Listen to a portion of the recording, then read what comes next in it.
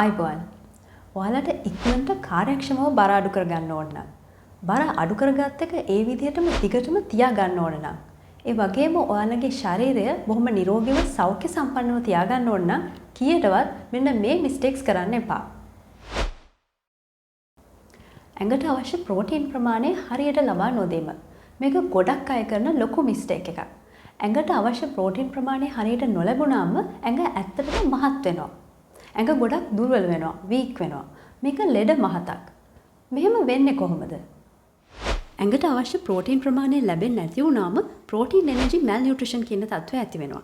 කොෂියෝකෝඩ් කියන මේ මන්ද පෝෂණ තත්ත්වයේදී ලේවල තියෙන ඕන ප්‍රෝටීන් ප්‍රමාණය අඩු වෙනවා. අපි මේකට කියනවා හයිපෝප්‍රෝටීනීමියා කියලා. එතකොට රුධිර නාල ඇතුලේ තියෙන තරලය එළියට ලීක් වෙනවා. මේ හින්දා ඇඟ ඉදිමෙන්න බලනවා, පිම්බෙන්න බලනවා. පිටින් බැලුවම ඇඟ මහත් වෙලා පිම්බිලා කියලා පේනවා.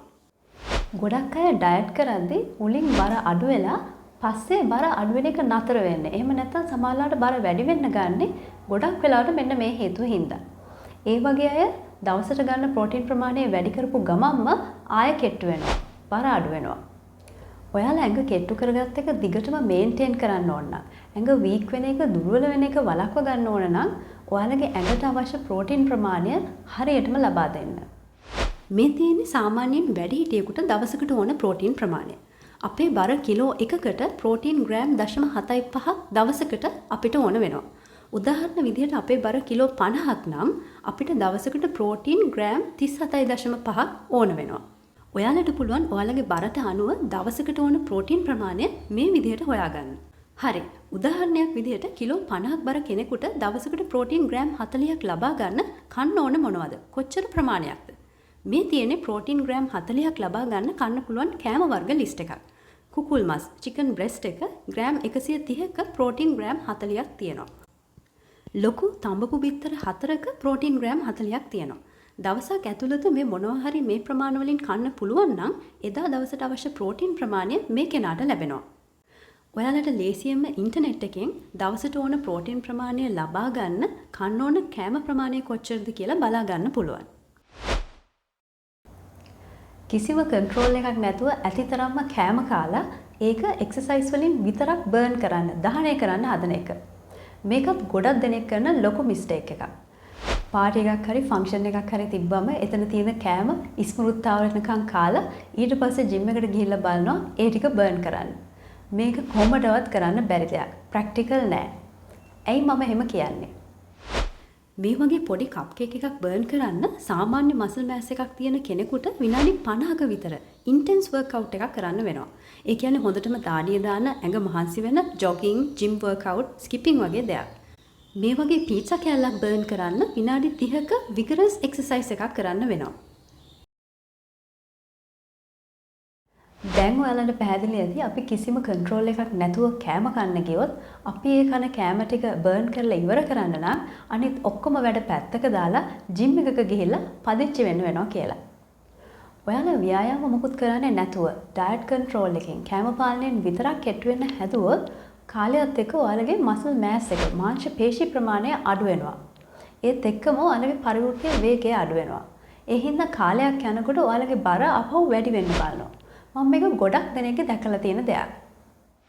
ඔයාලා සතියේ දවස් 4ක් දවසට විනාඩි 20ක් විතර මාංශ පේශී වර්ධනය කරන ස්ට්‍රෙන්ත් ට්‍රේනින් එක්සර්සයිසස් කරොත් ඔයාලා කන කෑමවල තියෙන කැලරීස් මේ මාංශ පේශී දහනය කරනවා. ඒ හින්දා වෙනද වගේ පොඩ්ඩක් වැඩිපුර කෑව ගමන් බර වැඩි වෙන ගතිය අඩු වෙනවා. ඔයාලගේ පරිවෘත්තීය වේගය වැඩි වෙනවා. ඒකෙනුත් වැඩිපුර තියෙන අනවශ්‍ය මේදය දහනය වෙනවා. ඇඟ කෙට්ටු වෙනවා. ඇඟට හොඳ හැඩයක් ලැබෙනවා. ඒ වගේම ගොඩක්ම වැදගත් දේ ඔයාලගේ ඇඟ නිරෝගී වෙනවා. මනස සැහැල්ලු වෙනවා. ලෝ මූඩ් එක, ડિප්‍රෙෂන් වගේ දේවල් අයින් වෙනවා. සම නිරෝගී වෙනවා. දීප්තිමත් වෙනවා.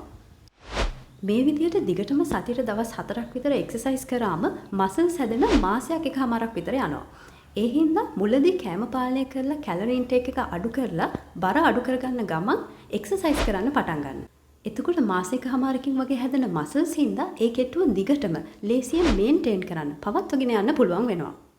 ඒ හින්දා ඉක්මනට කෙට්ටු වෙන්න. ඒ වගේම මේ කෙට්ටු වෙච්ච එක දිගටම තියාගන්න කෑම පාලනය, ඩයට් කන්ට්‍රෝල් එක වගේම රෙගියුලර් එක්සර්සයිසස්, ව්‍යායාම කියන එකත් ඔයාලගේ රූටින් එකට අනිවාර්යයෙන්ම එකතු කරගන්න.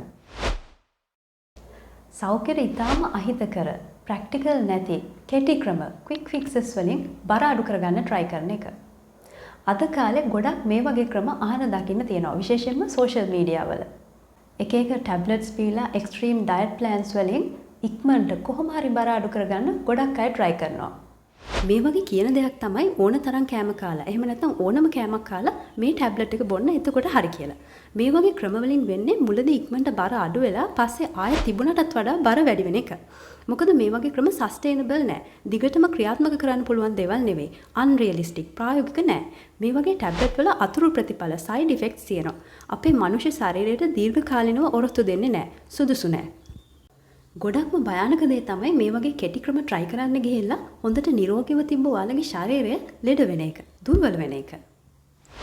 ඒ වගේම මේ වගේ ටැබ්ලට්ස් වර්ග අද ලොකු ව්‍යාපාරයක් වෙලා තියෙන්නේ. මේ වගේ ව්‍යාපාර ඔයාලගේ සෞඛ්‍ය ගැන, වෙල් බීయింగ్ එක ගැන ඇත්තටම හිතනවද කියන එක ඉතාම සැකසහිතයි. එයාලා try කරන්නේ ලොකු ප්‍රොෆිට් එකක් ගන්න. ඒ හින්දා මේ ඩ්‍රග් කම්පනීස් වල මාකටිං වලට අහු වෙන්න එපා. සෙන්සිබල් වෙන්න. ඔයාලගේ බාහිර පෙනුම වගේම නිරෝගී බව ගැන ඉතාම සැලකිලිමත් වෙන්න. ඒ වගේම සමහර එක්ස්ට්‍රීම් ඩයට් ප්ලෑන් වල කියනවා ඕනම කෑමක් කන්න බොන්න පුළුවන්. ඕනම දෙයක් කාලා මේ ඩයට් ප්ලෑන් එකෙන් කෙට්ටුවට ඉන්න පුළුවන් කියලා.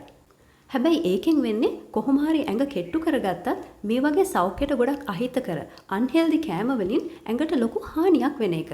හෘදයාබාධ, අධික රුධිර පීඩනය, ආඝාතය, දියවැඩියාව, පිළිකා තත්ත්ව වගේ බෝ නොවන රෝග රැසකට අතවනන එක.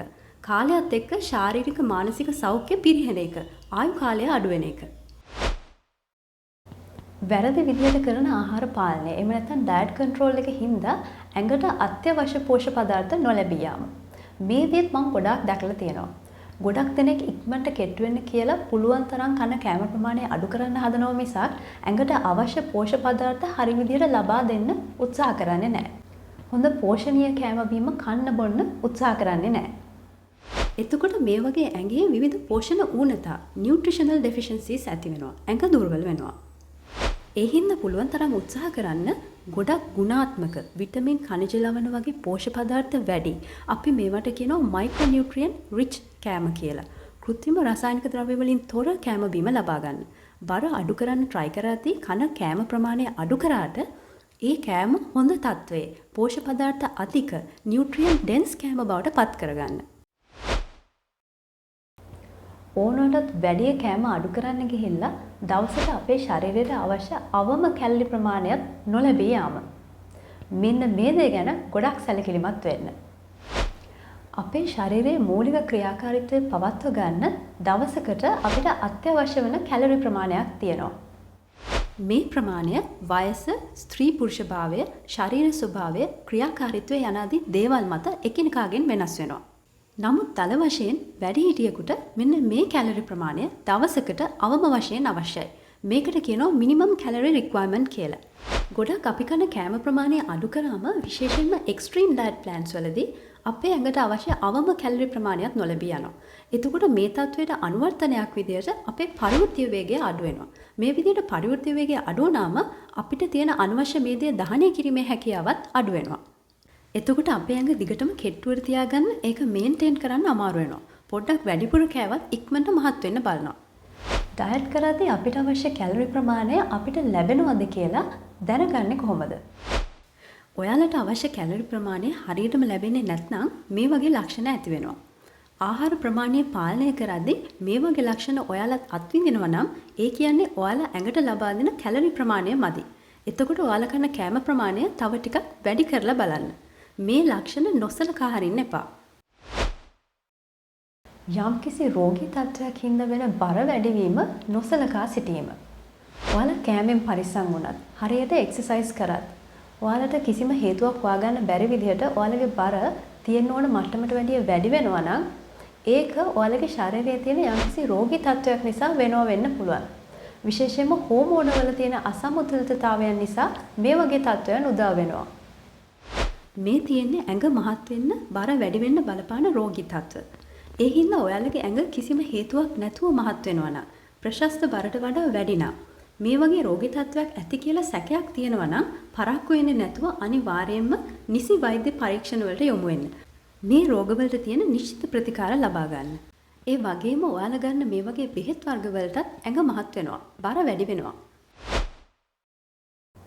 බර අඩු කරගන්න try කරද්දී diet control, exercise වගේ දේවල් ගැන විතරක් අවධානය යොමු කරන එක. බර අඩු කරගන්න ගොඩක් වැදගත් වෙන මනසේ නිරෝගී බව, නිින්ද වගේ දේවල් ගැන වැඩි අවධානයක් යොමු කරන්නේ නැති වෙන එක. emotional eating කියන දේ දැන් සමාජයෙන් ගොඩක්ම දකින්න තියෙනවා. හිතේ තියෙන ආතතියකට, ස්ට්‍රෙස් එකකට, එහෙම නැත්නම් මොකක් හරි අතෘප්තිමත් ගතියකට, හිස් බවකට ගොඩක් වෙලාවට අපි ගොඩක් පැණි රස, එහෙම නැත්නම් unhealthy food, junk food කන්න පෙළඹෙනවා. මේ වගේ කෑම වලට තද ක්‍රේවිං එකක් එනවා.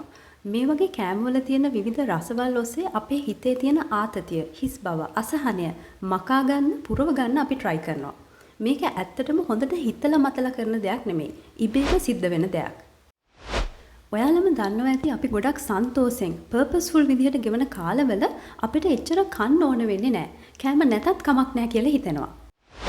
ඒ හින්දා ඔයාලට නිතරම මේ වගේ unhealthy, තද පැණි රස කෑම, junk food කන්න හිතෙනවා නම්, ලොකු craving එකක් එනවා නම්, ඔයාලා ඇත්තටම සන්තෝෂෙන්ද ඉන්නේ? හිතේ ලොකු stress එකක් තියනවද?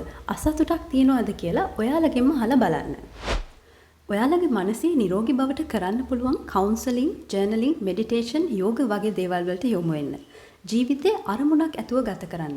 ඔයාලගේ passions, විනෝදාංශ follow කරන්න ඉදිරිපත් වෙන්න. හිතේ සතුට වැඩි වෙනකොට, අරමුණක් ඇතුව ජීවිතේ ගලාගෙන යනකොට අපිට අහිතකර කෑම වලින් අයින් වෙන එකයි, අපිට හිතකර කෑම බීම ලබා ගන්න උනන්දු වෙන එකයි ඉබේම සිද්ධ වෙනවා. ඇඟ කෙට්ටු වෙනවා, බර ප්‍රශස්ත මට්ටමකට එනවා. mind, body, spirit කියන තුනේම හොඳ සමතුලිත බවක් තියෙනවා. අපිට හොඳ නිින්දක් ලැබෙන්නේ නැත්නම් ඒක අපේ කෑම රුචියට, ඇපිටයිට් එකට හේතු වෙන හෝමෝන වලට බලපානවා. එතකොට එක එක unhealthy කෑම කන්න food cravings එනවා. තද ආසාවල් එනවා. ඒ වගේම බඩේ තියෙන අනවශ්‍ය මේදේ ඉවත් කරන්න උදව් වෙන අපිට හිතකර gut bacteria විනාශ වෙනවා. මේ හේතු නිසා බර වැඩි වෙනවා, මහත් වෙනවා. ඇඟ කෙට්ටුවට පවත්ව ගන්න, maintain කරන්න අමාරු වෙනවා. ඒ හින්දා diet, exercise වගේම නිින්ද ගැනත් උනන්දු වෙන්න. එතකොට මේ වගේ unhealthy food cravings එන එක අඩු කරගන්න පුළුවන්. හිතකර gut bacteria වල උදව්වෙන් බඩ අඩු කරගන්න පුළුවන්. ඇඟේ අනවශ්‍ය මේදය අයින් කරගන්න පුළුවන්. ඔයාලට ලේසියෙන්ම කෙට්ටු වෙන්නත් ඒ කෙට්ටුව දිගටම තියාගන්නත් පුළුවන්. පුළුවන් තරම් try කරන්න මම මේ කිව්ව mistakes වළක්ව ගන්න. එතකොට ඔයාලට ඉක්මනට බොහොම ලේසියෙන් බර අඩු කරගන්නත්, ඒ අඩු කරගත්ත බර බොහොම ලේසියෙන් maintain කරන්නත් පුළුවන් වෙනවා. ඔයාලා දන්න බර අඩු කරගන්න try කරන කවුරු හරි ඉන්නවා නම් මේ දේවල් ඒ අයටත් කියලා දෙන්න. විශේෂයෙන්ම එයාලා සෞඛ්‍යයට අහිතකර කෙටි ක්‍රම ඔස්සේ බර අඩු කරගන්න try කරනවා නම් එයාලව ඒ අවදානමෙන් බේර ගන්නත් ඉදිරිපත් වෙන්න. ඔයාලට සුබ දවසක්.